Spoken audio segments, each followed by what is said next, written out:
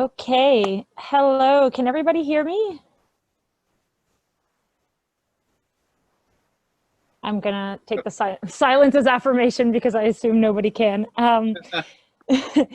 Hello, everyone, and welcome to the final edition of the ICSA seminar series, or I should say the joint ICSA seminar series between the parent committee ICSA and the young ICSA committee, comprised mostly of students and postdocs. Thanks so much for joining us. Today we have the pleasure, and somewhat coincidence, but very interestingly so, to hear from two MD PhDs. And I'll tell you a little bit about both of each of them before we begin. The first one will be Corina, and the second one will be Ashken. And they're going to tell us about quite different topics, but I think that they'll both be a nice mix of therapy and basic biology. I just want to remind you guys that we're going to resume the seminars at the, let's say, the second week of September. So this would be after Labor Day in North America. And we are looking to fill some slots. So in case you guys are interested in giving a talk and sharing your work with us, please feel free to reach out. If you go to cellsenescence.info, you can have all the contact information for either ICSA or yICSA. And we'd be happy to hear about your abstract, talk titles. The format is 2 20-minute talks for early career researchers, so postdocs and students. And if you're a PI who'd like to share kind of a general idea of your lab's work, you'll get the full 45-minute session plus questions.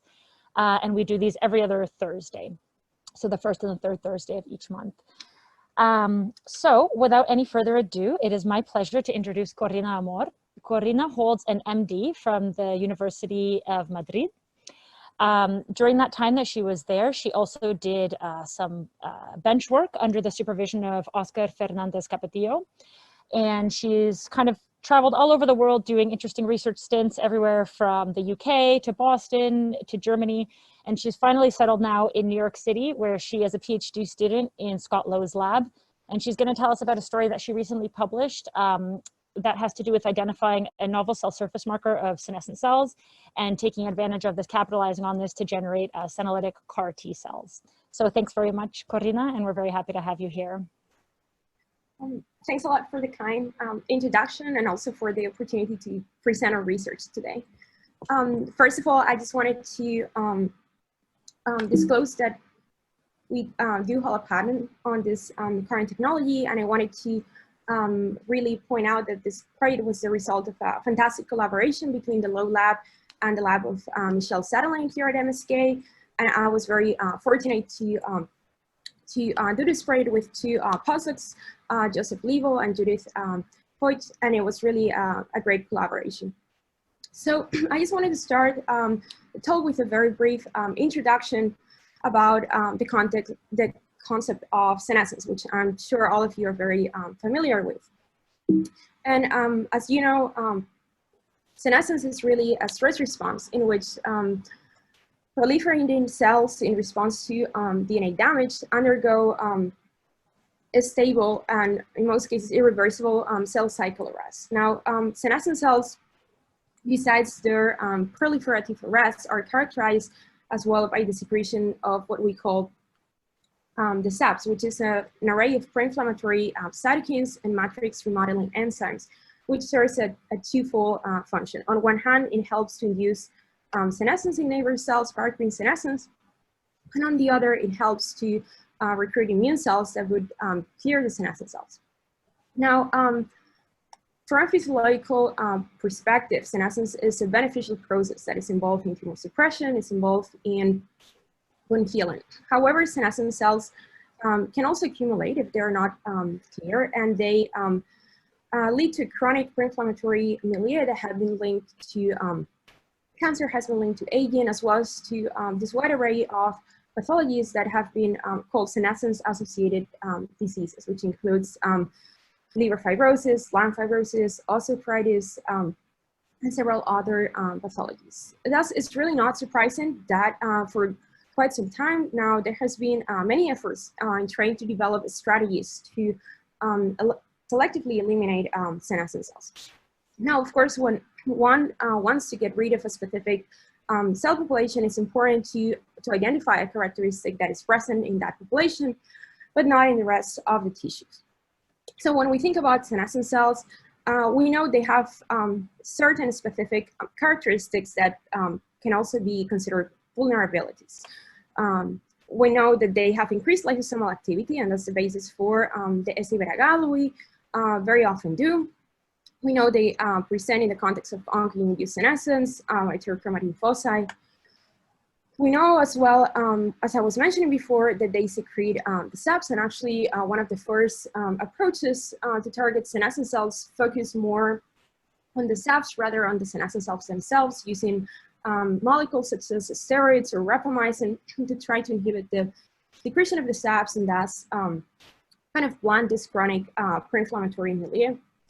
We also know that senescent cells upregulate and become actually dependent on anti-apoptotic molecules such as BCL2, and this is the basis for using small molecule compounds such as navitoclax, which has also recently been conjugated into nanoparticles to make it more selective for senescent cells and reduce side effects.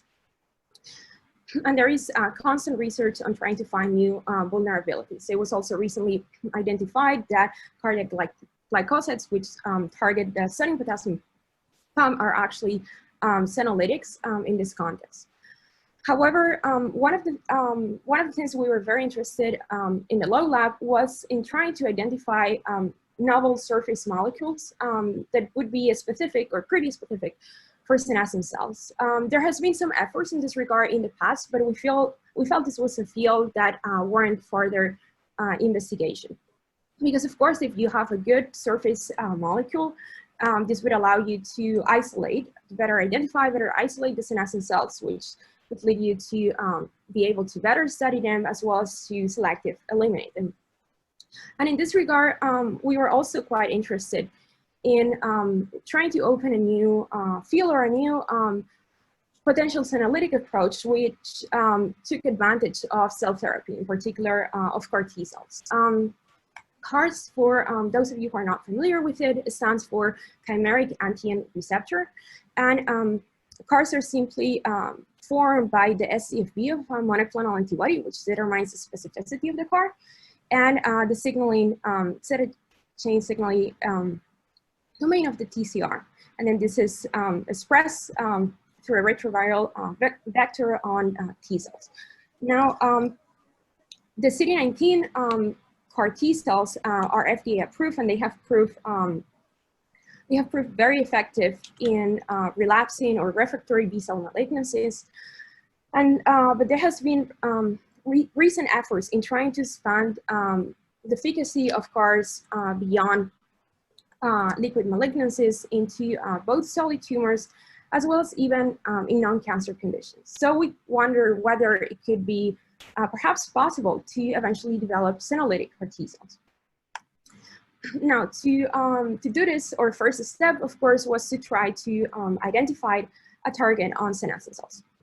And to do this, we took advantage of some of the resources we already had in our lab. And the first thing we did was to check different data sets of RNA-seq that we had using different models and different inducers of senescence. So the first one we used was therapy-induced senescence using murine lung adenocarcinoma. Here is P53 cell lines that were induced to senesce with combined CDK4, 6, and MEK inhibition. We also use a model of oncogene-induced senescence in which NRAS G12B is overexpressed in hepatocytes. And finally, we use a model of replication or stress-induced senescence on hepatic stellate cells. And when we check the common transcripts in these settings, we were surprised, or not really surprised, because it has been reported before. The group of Judith Campisi reported on the high heterogeneity between the different triggers of senescence and different cell types. As you can see, there are really not many common transcripts among the three datasets. However, we were able to identify some. In particular, we saw 8 common transcripts that were particularly enriched in terms related to extracellular matrix remodeling and blood coagulation, which is in agreement with recent reports in this regard. And in particular, we were quite interested in this transcript that was called, the gene is called PLAUR, and it encodes a protein called UPAR. UPAR, it's extracellular, it's a membrane-bound extracellular protein that is bound to the plasma membrane through a GPI. And its role is to bind UPA. It's a receptor for this enzyme that cleaves plasminogen into plasmin, which plasmin then goes on to degrade the extracellular matrix. So it's involved in the extracellular matrix remodeling. One interesting characteristic of UPAR, and I will go back to this later in the talk, is that it can be cleaved and secreted. And it can be cleaved either at the GPI, releasing the whole protein, which consists of 3 domains, or it can also be cleaved between the first and the second domain upon UPA binding, releasing just the first domain. And this is called soluble UPAR. Now, of course, we just had checked the upregulation at the transcript level, but we were interested in trying to see whether UPAR was in fact expressed at the protein level on the surface of senescent cells. So to check this, we decided to validate it in different contexts of senescence. First, we started with therapy-induced senescence using, again, the KP cells. And you can see that when they senesce, they really upregulated in the cell surface expression of UPARs compared to vehicle-treated cells. And importantly, we could also detect increased secretion of soluble UPAR in the supernatant of these cells. Interestingly, this was also the case in the human context. These were PDXs from patients with non-small cell lung carcinoma that were implanted into NSG mice, and then the mice were treated with either combo or the vehicle. And you can see how the expression of UPAR is highly upregulated in these tumors upon treatment with the combo. We saw similar results in the context of replication-induced senescence. We were using here human primary melanocytes induced to senesce by simply continuous passage. And you can see how they eventually highly upregulate UPAR expression. And again, they secrete this in their supernatant. And finally, we also validated this in the context of oncogene-induced senescence, using again the model of NRAS-G12V overexpression in the hepatocytes. And you can see how there's a really good correlation between the cells that are overexpressing NRAS here in green, but with the cells that become UPAR positive. And we saw similar results in a model of pancreatic intraepithelial neoplasia in which the expression of KRAS G12D is endogenous.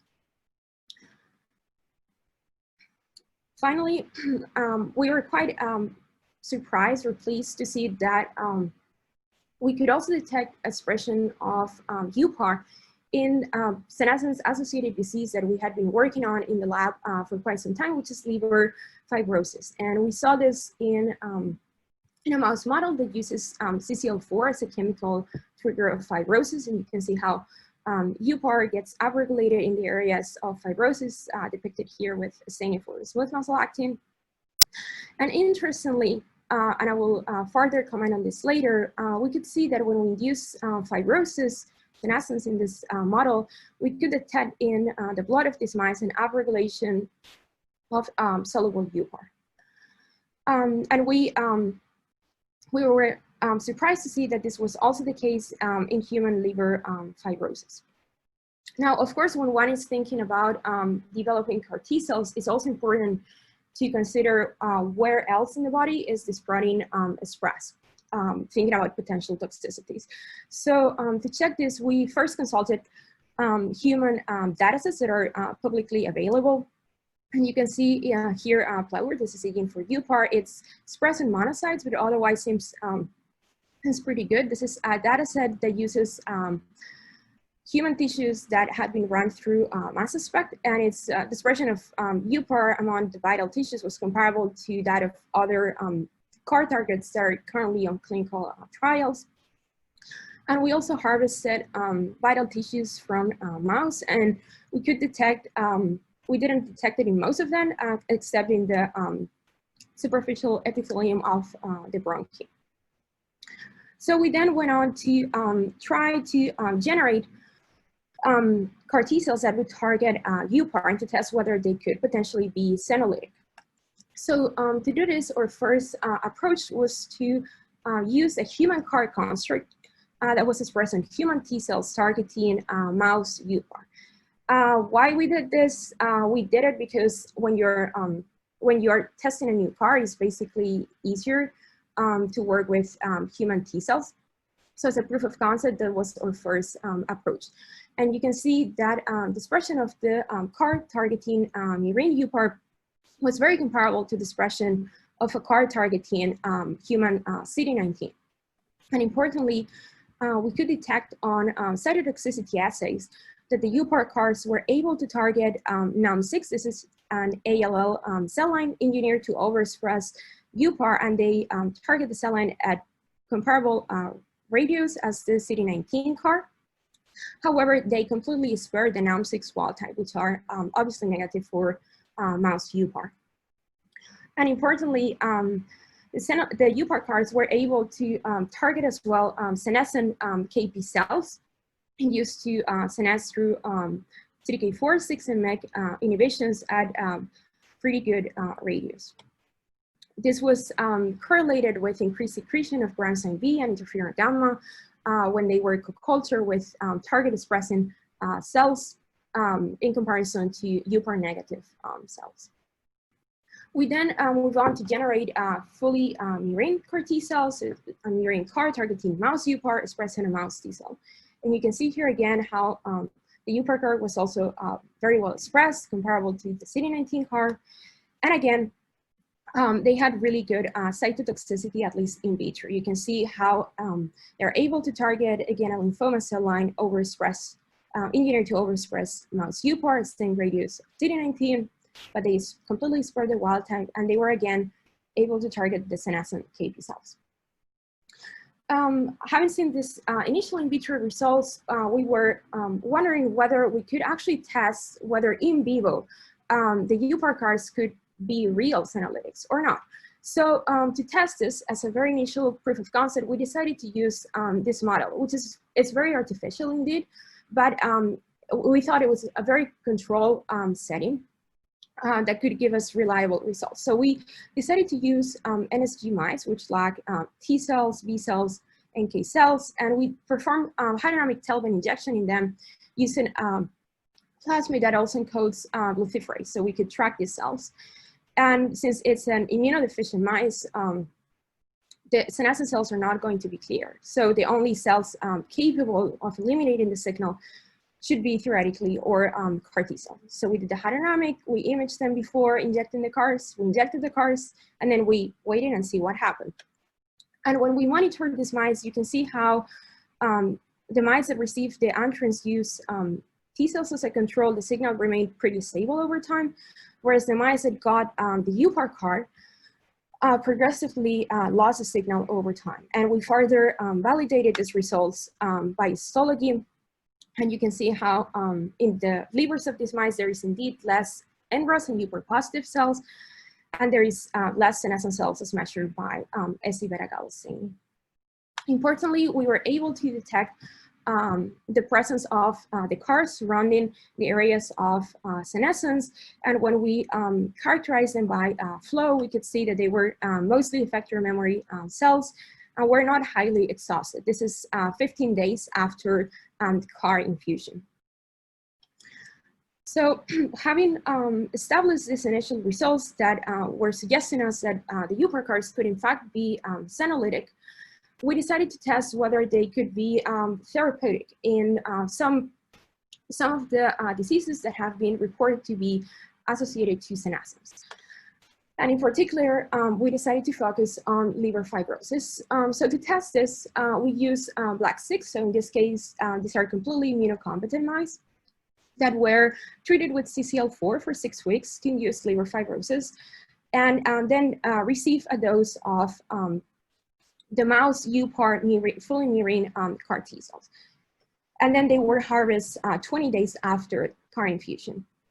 And you can see how in the UPAR treated mice, but not in the CD19 CAR as a control or in the untransduced mice, we saw a significant reduction in the levels of fibrosis as measured by series red, as well as on the senescent cell burden. And this correlated as well with decreased liver damage as measured by ALT and AST enzymes, as well as, interestingly, with the levels of soluble UPAR. So as I mentioned before, we saw that in this particular model, when we induce fibrosis, we see this sharp upregulation of soluble UPAR in these mice. But when we treat them with the CARs, we were quite surprised to see that we can actually detect a reduction in the levels of soluble UPAR in the blood of these mice.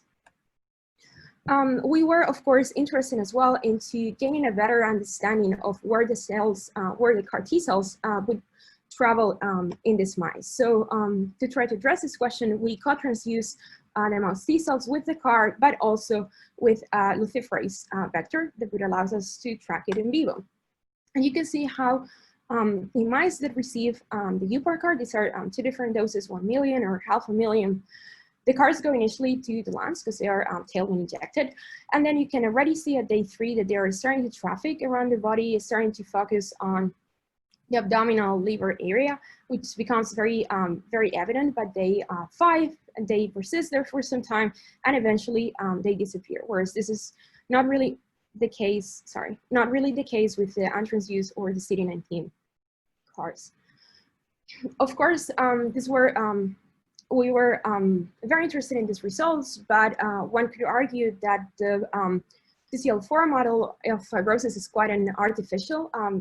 Using chemical induced fibrosis is not super relevant to the human setting. So we decided to try to test in a more physiological and a more disease relevant context whether the CARs could be therapeutic. And for this, we decided to try to study whether the CARs could be therapeutic in the context of NASH-induced liver fibrosis. NASH stands for non-alcoholic steatohepatitis, and liver fibrosis induced by it and cirrhosis. It's currently the leading cause of liver transplant.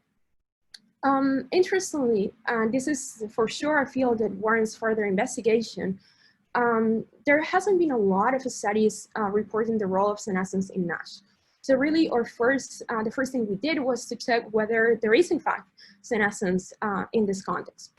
And we used a mouse model of NASH, which is induced by giving the mice a NASH diet for 3 months. And you can see that in the livers of mice that had been on the NASH diet, you see a significant increase in staining of SC-beta-gal as well as the staining of UPAR. And when we dig a little bit further into trying to identify the cells that were UPAR positive in this context, we saw that it was hepatic isolate cells, as we had seen in the context of the CCL4-induced liver fibrosis, as well as macrophages. So to test whether the CARs could be therapeutic in the setting, we used our mouse model of NASH diet for 3 months and then injected the CARs, a fully murine CAR T cells in these mice. And then we harvest them again 20 days after. And you can see how also in this context, we could observe pretty good reduction in the levels of fibrosis in these mice, as well as in the levels of SC-beta-gal. And this correlated as well with qPCR of different fibrotic genes, including UPAR in the livers of these mice, as well as improved liver function as measured by albumin. Now, of course, when one is developing a new therapy, it's important not only to consider the efficacy of the therapy, but also the potential side effects. And to test this, we decided to use what we call a stress test, which is you infuse the mice with progressive higher doses until you get out toxicity. And what we saw when we used pretty high doses of the CARs, 2 to 3 million, is that we got an initial, you can see here, a very initial effect, which consisted on a very sharp decrease in the temperature of the mice and weight loss that then afterwards corrected and went back to normal levels and did not result in any further casualties down the road. Now, importantly, when we saw this, we were immediately reminded to the clinical entity that is called cytokine release syndrome, that is very well described in the CD19 CARs, and that in humans is characterized by acute hyperthermia. In mice, it has been reported that is the opposite, interestingly, is hypothermia, followed by weight loss. And further supporting the concept that this was most likely a CRS effect, we also saw increased secretion of IL-6, GM-CSF, G-CSF, interferon that was very acute. We could detect the sharp difference at 72 hours, but that then progressively at day 20 was normalized in both car-infused and untransfused T cells mice. And importantly, we could see that the cytokine release syndrome, as it has been reported for the case of CD19, could be ameliorated if one were to administer inhibitors for IL-6 receptor or IL-1 receptor. In this case, then the mice would not, we would not have any early casualties, and we would help them to faster recover of the initial drop in weight. But more importantly, we saw that one could use more physiological doses of CAR T cells between 1 million to 500,000 without really having any of these effects, which also correlates with what is described for CD19 CARs. And then when we did this, we did not really observe any casualties or effects in weight or temperature for these mice, supporting the concept. And we still got very comparable efficacies to using higher doses of CAR T cells, supporting the fact that we have a therapeutic window with our Senolytic CARs. So I hope that I have convinced you today that UPAR is surface protein and secreted biomarker, that it's upregulated, at least in some context of senescence. We for sure want to also emphasize that our aim of our study was really to present a proof of concept showing that it is possible to develop Senolytic CAR T cells. But whether this will be the best construct or the best target to use, that remains to be seen. And we hope this will be a field that will be further explored in the future for sure. But just as an example, our first focus on UPAR. I hope you've seen that the CARs can actually infiltrate the areas of senescence and effectively eliminate the cells, and therefore eventually show therapeutic efficacy in the context of senescence-associated diseases such as chemical or NASH-induced liver fibrosis. And in the area of safety, it's really cytokine release syndrome is the main toxicity we observe when using high doses of UPAR CARs, but importantly, the CARs are therapeutic and very effective when used at more physiological doses. And finally, I just wanted to finish by thanking Scott and Michelle and both of our labs, as well as all of my funding sources, and ICSA and you for allowing me today to present our work. And yeah, I wonder if you have any questions. Great, thank you so much. So just for everyone that's in the participants, what you can do if you'd like to ask Corina a question is just to raise your hand. So there should be a feature down at the bottom, on the bottom panel of your Zoom, and you can raise your hand and I'll authorize you to have the microphone open. And while we're waiting for people who might have questions, I wanted to ask you something. So I actually find it really interesting, this soluble UPAR that you guys can detect in the blood. And I was wondering if you started to explore at all the possibility of using that as a biomarker. So do you see it in aged mice? And maybe even more interestingly, do you see it in mice receiving senescence-inducing chemotherapies that could be kind of a biomarker for this 1-2 punch approach that would make it a candidate for a follow-up senolytic therapy? Yeah, that's a great question. And yes, we are definitely trying to explore this. We have seen it upregulated with aging. And this is, it's actually interesting because it has been, there actually came out a paper in humans last week showing that it does in fact get upregulated even in humans with aging.